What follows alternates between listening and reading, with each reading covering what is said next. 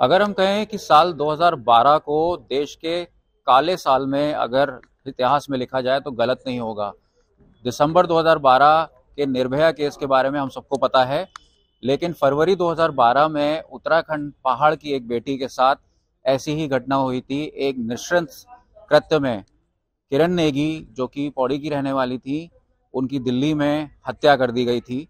और इतने सालों से उनके माता पिता उनको इंसाफ दिलाने के लिए जो लड़ाई लड़ रहे हैं, वो किसी भी नतीजे पे नहीं पहुंच रही है, चाहे वो सर्वोच्च न्यायालय हो या फिर लोअर कोर्ट्स हो। इस समय हमारे साथ देहरादून में किरण नेगी के माता पिता मौजूद हैं। कुंवर सिंह नेगी जी मौजूद हैं, महेश्वरी नेगी जी किरण की माता जी मौजूद हैं, और योगिता भयाना जी भी मौजूद हैं, जिनको हम सब जेंडर वायलेंस के अगेंस्ट जो लड़ाई लड़ती हैं, जेंडर राइट्स के लिए लड़ाई लड़ती हैं। हम सब ट्विटर पे उनको देखते हैं। पहले बात करेंगे कुंवर सिंह नेगी जी से। 11 साल बीत गए हैं, किरण की आज भी बचपन की यादें आपके सामने ताज़ा होंगी। तो जब ये घटना हुई थी तो उस समय क्या हुआ था, एक बार आप फिर से बताइए। 9 फरवरी 2012 को हमारी बिटिया गुड़गांव से जॉब करके अपने घर आ रही थी जी। 8:30 बजे का टाइम, और बस से उतरने के बाद कम से कम 20 मिनट का रास्ता पैदल का घर तक का है। जिस रास्ते पे आ रही थी उस पर लाइट भी नहीं थी। दरिंदे घात लगा के बैठे थे, ये तो किसी को पता नहीं था, लेकिन उसमें से उन्होंने जो नकाबपोश दरिंदों ने हमारी बिटिया को किडनैप किया, रेप किया, मर्डर किया। 4 दिन बाद डेड बॉडी मिली। उसके बाद होते करते लोअर कोर्ट में पहुंचे। लोअर कोर्ट में काफ़ी संघर्ष किया। वहाँ पे उनको दरिंदों को तीनों को फांसी का ऑर्डर हुआ है। हाई कोर्ट में से भी फांसी का ऑर्डर होता है। आपको उसी दिन सूचना मिल गई थी कि किरण के साथ कुछ घटना घटी है, और पुलिस का क्या रिस्पॉन्स था? पुलिस का तो रवैया जो है कि कभी भी ठीक नहीं रहता। वो तो मतलब पुलिस तो अपनी खाकी वर्दी का कुछ अलग से आरोप दिखाती है, अलग से ढंग से चलती है। अगर पुलिस एक्शन में आती तो उस टाइम जो है कि शायद हमारी बच्ची हमारे साथ में आज जिंदा रहती, इतना संघर्ष नहीं करना पड़ता। पुलिस तो खैर लापरवाही हो जाती है। अब पुलिस का सवाल होता है, लेकिन जब लोअर कोर्ट फांसी का ऑर्डर देता है, हाई कोर्ट फांसी का ऑर्डर देता है, सुप्रीम कोर्ट इतनी लापरवाह हो गई कि 3 दरिंदों को, जिनको 10 साल 11 साल तिहाड़ में फांसी का ऑर्डर हो चुका है, तिहाड़ में रहते हैं, और उनको सुप्रीम कोर्ट जो है कि 7 नवंबर 2022 में बरी कर देता है। और उसके बाद फैसला देने वाला जज यू ललित रिटायर हो जाता है। फैसला देके, फैसला सुनाते ही रिटायर हो जाता है। तो इसका क्या मतलब है? एक किस्म से देश की बेटियों के मुंह पर एक तमाचा मारा उस जज ने, और उसका नतीजा ये भी है कि 26 जनवरी रात को उनमें से एक मुलजिम ने एक ऑटो ड्राइवर का हत्या करी है। इसी 26 जनवरी? जी, इस 26 जनवरी को। अच्छा। एक ऑटो ड्राइवर का ऑटो में सवारी बन के बैठा, लूटपाट का इरादा बनाया। ऑटो ड्राइवर ने जो है विरोध किया, उसको जो है गला रेत दिया है। उसमें 2 मुलजिम शामिल है जो आज तिहाड़ में बंद हैं। तो इस ऑटो ड्राइवर का मौत का जिम्मेदार कौन है? वो यू ललित है, जो कि सुप्रीम कोर्ट के इतनी ऊंची कुर्सी में बैठा हुआ था न्याय के लिए। अन्याय कर रहा हो तो न्याय नहीं करा, बिक गया हो। उसने जो है कि देश की बाकी बेटियों के मुंह पे तमाचा मारा है। और मैं ये कह रहा हूं आज पब्लिक को जागने का मौका है। जागेंगे तो अच्छा रहेगा, क्योंकि कोर्ट का जो न्याय है वो आप लोगों के सामने है। न्याय नहीं बल्कि अन्याय कर रहा है सुप्रीम कोर्ट जैसा। 3 दरिंदों को जब निचली 2 अदालत फांसी का ऑर्डर देता है तो सुप्रीम कोर्ट उसको बरी कर देता है। क्यों? जहां पे लास्ट मूवमेंट है, लास्ट निचोड़ है, और सबका जो है नजर उस पर रहता है, और वो ये एट ए टाइम बिक जाए, एट ए टाइम रिटायर हो जाए। तो न्याय किससे मांगा जाए? ठीक है, आगे बात करते हैं माता जी से। महेश्वरी देवी जी से। आप किरण की माँ हैं, उससे पहले महिला हैं, जो देश में घटनाएं घटी 2012 को, जो घटनाएं घटी आपकी बेटी के साथ, ऐसा कृत्य हुआ और आज वो उस दुनिया में नहीं है। क्या ये कहना गलत होगा कि अगर 2012 में फरवरी में किरण की जो के साथ जो हुआ, अगर उसका संज्ञान ले लेते, अगर उससे सबक सीख जाते, तो निर्भया की भी जान बच जाती? हाँ यही होता, अगर जो हमारे साथ मतलब जनता उठ जाती, मीडिया वाले होते, सब साथ होते, तो निर्भया बच जाती, ताकि उसकी ये मेमने हत्या उसकी भी नहीं होती। तो यही चाहती मैं अपनी देश की महिलाओं से कि मतलब हमें कब तक हम सड़कों पे भटकेंगे, तो हमें ये तक करनी चाहिए, ऐसे मतलब दरिंदों को सजा दिलानी चाहिए। आज तो चलो 2 निर्भया, कल 4 हो गए, कल 6 हो गए, तो ये बढ़ते जाएंगे, तो ऐसे में बेटी कहाँ बचेगी हमारी। तो ये तो हिंदुस्तान के मुंह पर भी एक तमाचा है, शर्मसार कर देने वाली बात है जो हमारे लिए फैसला आया था। तो इसमें हम बहुत दुखी हुए थे कि मतलब चलो ऐसा फैसला तो आज तक कभी न्याय होगा, तो हमारे लिए पहली बार आया ये फैसला। तो ये सरकार ने कोई कानून में बदलाव नहीं किया, कुछ नहीं किया, तो सारे वैसे वैसे हत्याएं दिन भर होती जा रही है।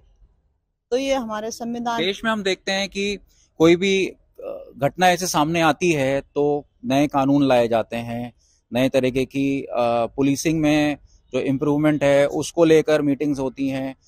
हाई कोर्ट के बाद जब ये सुप्रीम कोर्ट में केस गया, तो आपको उस समय क्या उम्मीद थी? और फिर जब ये फैसला आया, ये पूछना तो जाती होगा कि कैसा लगा आपको, लेकिन फिर भी उस समय जो आपकी मानसिक स्थिति थी वो क्या थी, उसके बारे में बताइए। जब सुप्रीम कोर्ट से फैसला आया तो हम तो जैसे बोलते पैरों तले जमीन खिसक गई कि ये मतलब इतना तक कैसे पलट गए एकदम से, कि चलो थोड़ा बहुत गड़बड़ तो हो जाता है, कि चलो वो जज भी इंसान होते हैं, पर ये भी नहीं सोचा कि इतना पलट जाएंगे कि बिल्कुल ही बरी कर देंगे, उम्र कैद कर देंगे, आजीवन कारावास करते, 20-30 साल की सजा कर देते, तो इंसान को तसल्ली हो जाती। पर उन्होंने बिल्कुल ऐसे कर दिया कि इसमें तो कुछ बोलने लायक की बात नहीं रह गई, कि क्या बोले, वो जज को बोले कि अपने नसीब को बोले। ये हमारे उत्तराखंड के हिंदुस्तान की बेटियों का नसीब है ये, कि जो आज हमारे हिंदुस्तान में मतलब ऐसे ऐसे न्याय हो रहे कि जिसमें कुछ बोलने लायक नहीं छोड़े जज साहब। उत्तराखंड के कई बड़े नेता भी आपसे मिले, अनिल बलूनी मिले, त्रिवेंद्र सिंह रावत पूर्व मुख्यमंत्री हैं, फिर मुख्यमंत्री पुष्कर सिंह धामी भी मिले, तो उनकी तरफ से क्या पैरवी की गई, या जो बातें उन्होंने आपको बताई थी, तो क्या वो उससे आपको मदद मिली कहीं ना कहीं? तो सबने आश्वासन दिया था कि चलो रिव्यू फाइल डाली थी, अनिल बलूनी जी ले गए थे एलजी के पास, उन्होंने बोला रिव्यू फाइल डालने के लिए, तो उन्होंने हाँ भर दी थी। पर वो अब लग रहा है वो मतलब हमें वैसे गुमराह करने के लिए था, क्योंकि चुनाव नजदीक आ रहे थे, तो रिव्यू फाइल तो मतलब उन्होंने डाल दी, पर जैसे चुनाव पूरे हुए तो ये 2 महीने भी नहीं हुए, फाइल भी कैंसिल कर दी। ये तो बड़ी गलत बात है। धामी जी से भी हुई थी, मतलब मुलाकात हुई थी, उन्होंने भी आश्वासन दिया, तो आश्वासन तो सभी दे रहे, पर मतलब साथ कोई नहीं दे रहा है। हम यही चाहते कि मतलब आश्वासन न दे, थोड़ा साथ दे, तो उसमें क्या इस मामले में गृह मंत्रालय से, गृह मंत्री अमित शाह या प्रधानमंत्री नरेंद्र मोदी या प्रधानमंत्री कार्यालय से आपके को संपर्क करने की कोशिश की गई, बातचीत करने की कोशिश की गई?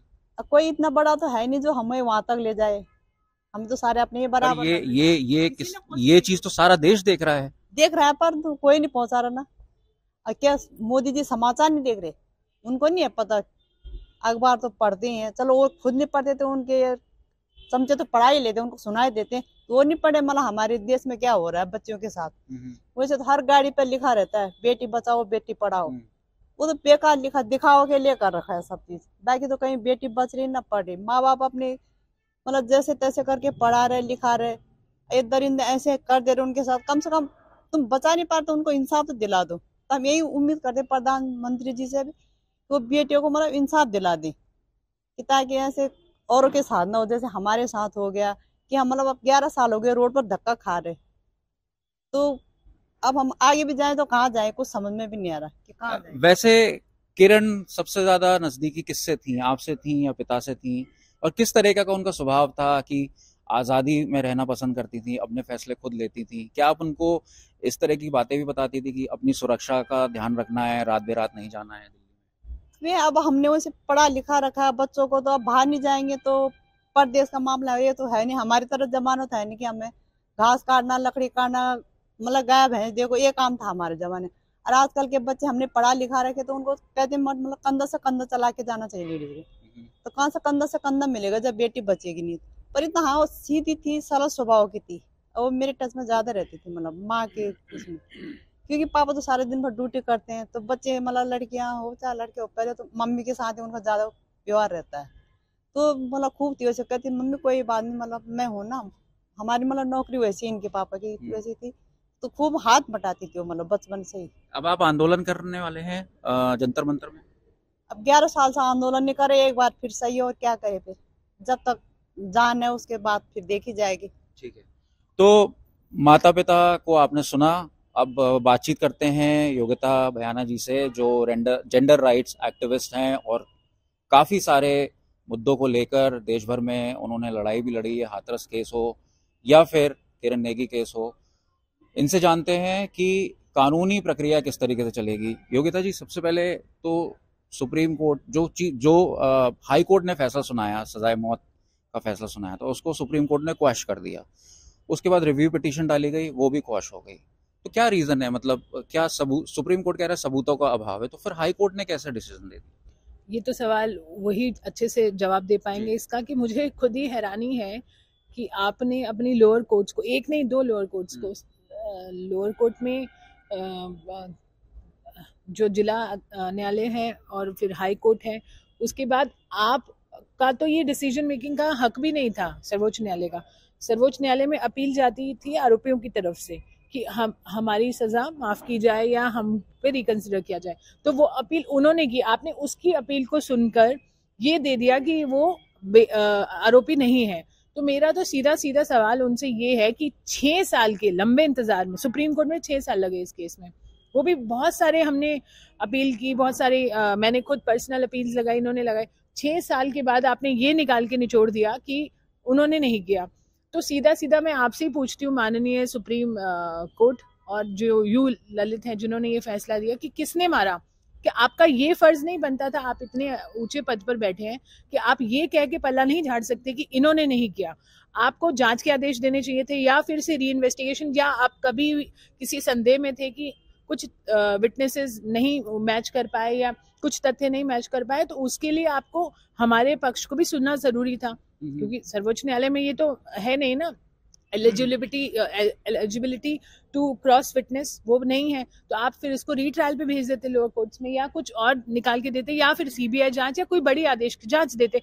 तो मैं समझती कि आपने एक रिस्पॉन्सिबिलिटी से ये एक आदेश दिया है, पर आप सीधा सीधा कह रहे हैं ये लोगों ने नहीं किया। और आपको मालूम है विद इन 60 सेकेंड्स हम लोग बाहर बैठे थे, हमें अंदर नहीं जाने दिया था, हम लोग बाहर बैठे थे 60 मिनट्स में 60 सेकेंड मतलब 1 से कम मिनट में ये इन्होंने जजमेंट दे दी बिना किसी ऑर्डर के। वो तो हमें बाद में इंतजार करना पड़ा ऑर्डर आने का कि किन तथ्यों पे इन्होंने बाइज्जत बरी किया। आप 1 मिनट में इतना बड़ा फैसला सुना देते हैं, और माँ बाप का वो हक भी नहीं बनता कि वो जान पाए कि क्यों किया आपने ऐसा। तो आप 1 मिनट में इतना बड़ा केस नहीं कर सकते। और आपने कितना सुना इस केस को? निर्भया से अगर हम क्योंकि हम सीधा सीधा इस केस को निर्भया से कंसिडर किया जाता है कि उस तुलना का ही ये जघन्य था। तो निर्भया केस में इतनी सारी हेयरिंग्स हुई, 6-6 घंटे हेयरिंग चलती थी सुप्रीम कोर्ट में, मैं जाती थी, लगभग 100 से ऊपर घंटे की हेयरिंग हुई। यहाँ पर 8 से 10 घंटे में आपने निपटा दिया। तो क्या ये फेयर है? क्या ये बात सही है? तो मैं ये सीधा सर्वोच्च न्यायालय से पूछना चाहती हूँ। एक बड़ा सवाल ये भी है कि सर्वोच्च न्यायालय कहता है कि ये जो सबूत के अभाव थे तो जो आरोपी थे उनको छोड़ दिया। क्या सर्वोच्च न्यायालय ये तो मानता होगा कि हाँ घटना हुई है, किरण के साथ जो हुआ है उसकी पुष्टि करता है? बिल्कुल करता है। उन्होंने पुष्टि की है इस बात की। उन्होंने बोला कि उन्होंने फोटोज देखी है, जो भी उन्होंने थोड़ा बहुत जो उन्होंने हेयरिंग की, थोड़ी बहुत मैं इसलिए बड़े रिस्पॉन्सिबिलिटी से बोल रही हूँ, जो भी उन्होंने थोड़ी बहुत फॉर्मेलिटी की, उन्होंने जाना कि बच्ची की ऑफकोर्स बच्ची की हत्या और बलात्कार में तो कोई संदेह ही नहीं है, वो हुआ है। बट उसके बावजूद उन्होंने ये कह के कि कुछ विटनेस नहीं मिले या कुछ चीजें वो संदेह के घेरे में थी, उनके हिसाब से, ना लोअर कोर्ट के हिसाब से, ना हाई कोर्ट के हिसाब से, ना पुलिस के हिसाब से, सिर्फ इनके हिसाब से, इनकी एक्सपर्टी, जो कि सिर्फ सर्वोच्च न्यायालय में बड़े बड़े फाइनेंशियल ज्यादा फैसले देते हैं ये लोग, ऐसे क्राइम पे मुझे नहीं मालूम उनकी क्या एक्सपर्टी रही है। उन्होंने ये फैसला दिया। मुझे सुप्रीम कोर्ट ने जिनको एक्विट किया, जिन्हें छोड़ा है, रिहा किया है, तो फिर वो लोग कौन हैं और असली मुजरिम फिर कहाँ है? तो इसमें दिल्ली पुलिस की जवाबदेही नहीं होती? बिल्कुल होती है। दिल्ली पुलिस की जवाबदेही इनको मांगनी चाहिए थी ना, मैं और आप नहीं मांग सकते हैं दिल्ली पुलिस की जवाबदेही। इन्होंने मांगी नहीं, इन्होंने सीधा सीधा बरी कर दिया। यही तो हमें सबसे ज्यादा पीड़ा दे रहा है। ये नहीं कि उन्होंने बाइज्जत बरी करा, उन्होंने अगर इसको फिर से पुलिस से जवाब मांगा होता या कुछ और तथ्यों पे बहस की होती, उसके बाद बाइज्जत बरी किया होता तो हमें इतना दुख नहीं होता। हम तो उस दिन गए थे हम उस दिन फांसी की न्यूज सुनेंगे, पूरी तैयारी से गए थे हम, और ये तैयारी से भी गए थे कि फांसी नहीं हुई और उम्र कैद हुई, तब उस पर भी आंदोलन की तैयारी से गए थे। हम तो इतना आगे की तैयारी से गए थे, और सीधा बाइज्जत बरी की जब हमें खबर आई, सोचिए जमीन हिल गई। मैं तो इन्हीं के साथ बैठी हुई थी। हम लोग को तो कुछ मिनट के लिए यकीन ही नहीं हुआ हमने क्या सुना, क्योंकि वो हमारी लॉयर अंदर से उन्होंने फोन किया, उनको भी यकीन नहीं हुआ। तो हमने सोचा कुछ गलत आया है। हमने शाम तक इंतजार किया ऑर्डर की कॉपी की, तब भी ऑर्डर की कॉपी नहीं है। रात को लेट आया तब समझ में आया कि ये जो सुना है वो सच है। एक बड़ा सवाल ये है कि आपको इतना समय हो गया इस क्षेत्र में, आपने कई केसेस ऐसे हैंडल किए हैं। इस तरह के केसेस जब आते हैं तो वो आने वाले केसेस के लिए एग्जाम्पल हो जाते हैं। अब हमारे सामने अंकिता भंडारी एक बड़ा केस है जिसने देश भर को हिला दिया। अब ये कहा जाता है कि अंकिता भंडारी के साथ हो सकता है मामला सुप्रीम कोर्ट पहुंचते पहुंचते ये लोग भी रिहा हो जाएं। तो एक केस जो है वो दूसरे केस को एक एग्जाम्पल बनाया जाता है। तो किस तरीके से देखती हैं? देखिए, बिल्कुल एक केस दूसरे केस का बिल्कुल मनोबल तोड़ देता है और उसके परिवार का मनोबल तोड़ देता है। पर मैं इससे एक आगे की बात आपको बताना चाहती हूँ। केस तो होने के बाद की बात है ना। ऐसे एक्विटल जो ऐसे आप आरोपियों को छोड़ देते हैं, ये बढ़ावा देते हैं रेपिस्ट को। उन्हें लगता है कि देखिए इतने बड़े केस में भी ये लोग छूट के आ गए, तो मैं भी बलात्कार करूंगा, मैं भी हत्या करूंगा और मैं भी छूट के आ जाऊंगा। तो ये सबसे बड़ा खतरा है हमारे समाज में। ये बात कंसिडर इन्होंने नहीं की। तो ये जो खतरा बना हुआ है हमारी और बच्चियों पे, जो बच्चियां चली गई उनके केस तो खराब होंगे इस केस से, और बच्चियों की जान और उनकी इज्जत और उनके बलात्कार होने की घटनाएं बढ़ जाएंगी। ये बात इन्होंने नहीं सोची, और यही हुआ एग्जैक्टली। एक आरोपी ने आते ही ऑटो वाले की हत्या की। ये इसमें महिलाओं की भी बात नहीं है, हर कोई असुरक्षित है। ऐसे दरिंदे अगर बाहर आएंगे तो वो दरिंदे ही रहेंगे। तो देखिए, हमने किरण नेगी के माता पिता से भी बात करी और उनके साथ जो लड़ाई में शुरू से उनके साथ हैं योगिता बयाना, जो कि वुमेन्स राइट एक्टिविस्ट हैं, उनसे भी बातचीत करी। और देखा ये जाता है कि जब भी कोई घटना होती है उसमें उस घटना को लेकर जो कोर्ट फैसला सुनाता है वो आने वाली घटनाओं पर काफ़ी फर्क पड़ता है। अब देखना होगा कि किरण नेगी को किस तरीके से न्याय मिलेगा। किरण के माता पिता 9 अप्रैल को जंतर मंतर पर आंदोलन करेंगे। क्या इसका असर जो है अदालतों पे पड़ेगा? क्या जैसिका लाल हत्याकांड की तरह ये भी एक एग्जाम्पल बनेगा, निर्भया की तरह ये भी एक एग्जाम्पल बनेगा और किरण नेगी को न्याय मिलेगा? कैमरामैन अनिल बडोनी के साथ अंकित शर्मा, देहरादून, आज तक।